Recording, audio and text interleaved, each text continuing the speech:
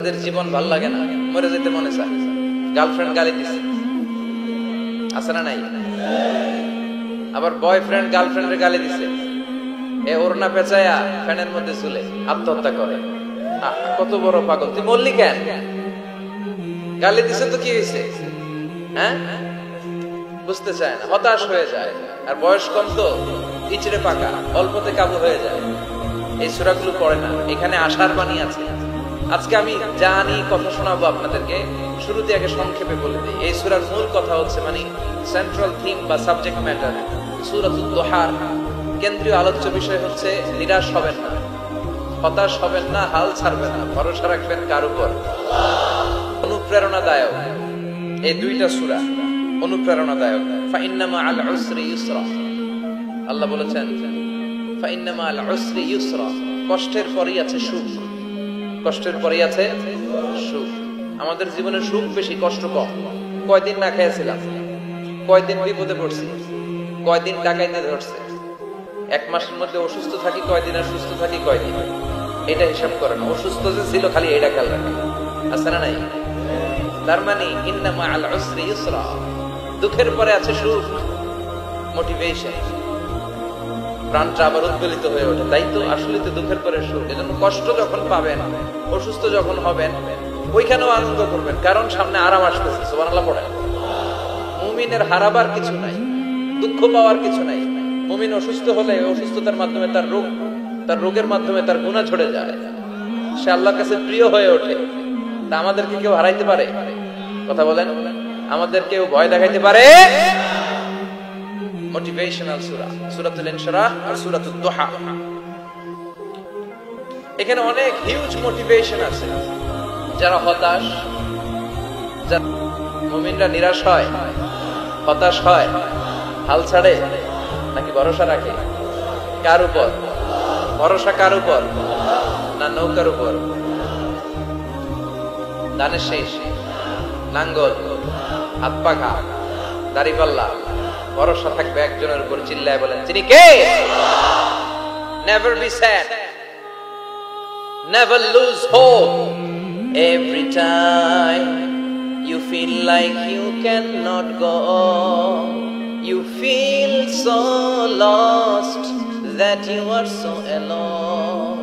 Don't despair and never lose hope, 'cause Allah is always by your side. Inshallah, inshallah, inshallah, you'll find a way. Inshallah, inshallah, inshallah, you'll find a way.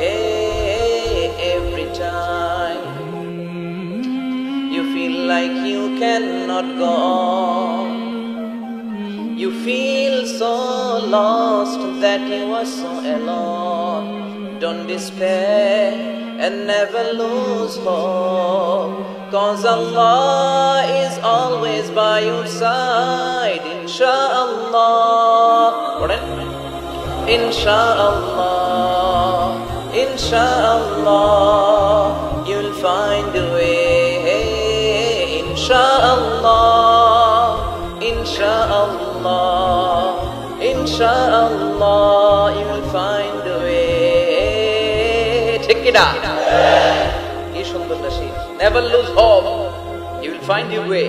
তুমি তোমার পথ খুঁজে পাবে। আমাদেরকে পথ দেখায় কে? এজন্য সূরাতুদ দুহার কেন্দ্রীয় আলোচ্য বিষয় হচ্ছে হতাশ হওয়া যাবে না, নিরাশ হওয়া যাবে না, হাল ছাড়া যাবে না, ভরসা রাখতে হবে একজনের উপর। চিৎকার করে বলেন, তিনি কে? হতাশ যারা, ফ্রাস্ট্রেটেড, আপসেট পিপল, তাদের জন্য, হতাশ ব্যক্তিদের জন্য এই সূরাটা একটা আলোর পত্রিকা, একটা আলোর মশাল। এই সূরাটা বললেই হতাশ ব্যক্তিরা মনে শান্তি পায়, আশা ফিরে পায়, দিক ফিরে পায়। ঠিক কিনা? এই সূরাটা নাজিল হওয়ার একটা ব্যাকগ্রাউন্ড আছে, শুনবেন। বিষ্ণু ঈসা ইসলামের কাছে যখন ওহী নাজিল হতে শুরু করলো, বিষ্ণু ঈসা ইসলাম ওহীর কথাগুলো পৌঁছে দিতে লাগলেন। যাই নাজিল হতো বিষ্ণুনবী পৌঁছে দিতেন, বিশ্বনবী সাহাবাদের কাছে শেয়ার করে দিতেন। যেটাই নাজিল হতো তিনি পৌঁছে দিতেন, যেটাই, কারণ আল্লাহর আদেশ। ইয়া আইয়ুহার রাসূল বাল্লিগ মা উনজিলা ইলাইক, ও নবী আপনার কাছে আমি ওহী থেকে যা নাজিল করি সব পৌঁছে দেন, একটাও গোপন করা যাবে? আল্লাহর কাছ থেকে বিশ্বনবী যে সমস্ত মেসেজ, ইনফরমেশন, তথ্য, রেভেলেশন ওহী পেয়েছে, একটাও কি বিশ্বনবী গোপন করেছে? সব প্রকাশ করে দিয়েছে, সব শেয়ার করে দিয়েছে। বিশ্বনবী শেয়ার করতে লাগলেন। সকালে যা নাজিল হয় শেয়ার করেন, দুপুরে নাজিল হয় শেয়ার করেন, রাতে নাজিল হয় শেয়ার করেন, শেয়ার করতে লাগলেন। কিন্তু কি অবাক করা কাণ্ড, হঠাৎ করে এই ওহী আসার ধারাবাহিকতা আল্লাহ বন্ধ করে দিলেন। ওহী আর আসে না, আকাশ থেকে নতুন তথ্য আর নামে না। ঘটনা কি? ওহী আসে না কেন? তথ্য আসে না কেন? জিব্রাইল আসে না কেন? কোন বর্ণনা এসেছে 15 দিন, কোন বর্ণনায় 1 মাস, 3 মাস, এমনকি 6 মাস পর্যন্ত বর্ণনা পাওয়া যায় যে বিশ্বনবীর কাছে 6 মাস ওহী আসে নাই। বিশ্বনবী তো অবাক, ঘটনা কি? ওহী নামে না কেন? আর ওহী না আসলে তো বিশ্বনবী শেয়ার করতে পারে না। এতদিন যা আসতো বলে বেড়াতো, এখন আসেও না, বলতেও পারে না। কাফির মুশরিকরা বিশ্বনবীর গালি দিতে শুরু করলো, মুহাম্মদের রব মুহাম্মদরে ভুইলা গেছে, মুহাম্মদের আল্লাহ মুহাম্মদরে ছেড়ে দিয়েছে। বিশ্বনবীর চাচি আবু লাহাবের স্ত্রী উম্মে জামিল বলতে শুরু করলো, কি মুহাম্মদ তোমার শয়তানটা তোমার কাছে আসে না? শয়তান দ্বারা তিনি জিব্রাইলকে বুঝিয়েছেন যে তোমার জিব্রাইল তোমার কাছে আসে না।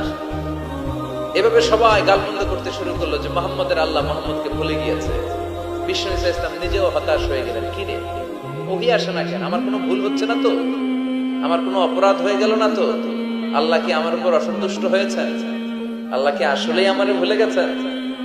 আল্লাহ কি আমাকে ত্যাগ করেছেন? তিনি কি আমার উপর রেগে আছেন? আমরাও মাঝে মাঝে এরকম হতাশ হয়ে পড়ি। এরকম হতাশ লোক আছে না নাই? কিরে আমার দোয়া কবুল হয় না কেন? আল্লাহ আমার ডাকে সাড়া দেয় না কেন? আমার জীবনে এত দুঃখ কেন? আমার জীবনে তো ভালো কিছু হয় না, খালি সব কষ্ট আমার কেন? এরকম আছে না নাই? এরকম হতাশদের জন্য এই সূরাটা একটা আলোকবর্তিকা, মোটিভেশনাল সূরা। আলহামদুলিল্লাহ পড়েন। বিশ্বনবীকে আল্লাহ আশ্বস্ত করলেন আর এই সূরাটা নাজিল করলেন আর বললেন ওয়াদ-দুহা, ওয়াদ-দুহা। দুহা মানে আলো, দুহা মানে আলো, প্রভাতের সূর্য কিরণের শপথ। Look up, the sunlight, it's a very beautiful day out there. নবী হতাশ হবেন না, বেরোন, সকালের সূর্যটা কত সুন্দর, কি ঝলঝলে পৃথিবী, ফকফকে আর তকতকে, দেখলেই মনটা ভরে যায়, ঠিক কি না?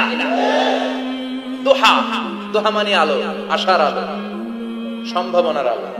আমাদের জীবনে আলোর দরকার আছে না নাই? আলো না থাকলে আমরা বাঁচতে পারবো? আলো লাগে বড় ভালো। এই আজকে আলো না থাকলে আমার দেখা যেত। এজন্য কোরআনকে আল্লাহ আলো বলেছেন। কোরআনকে কি বলেছে?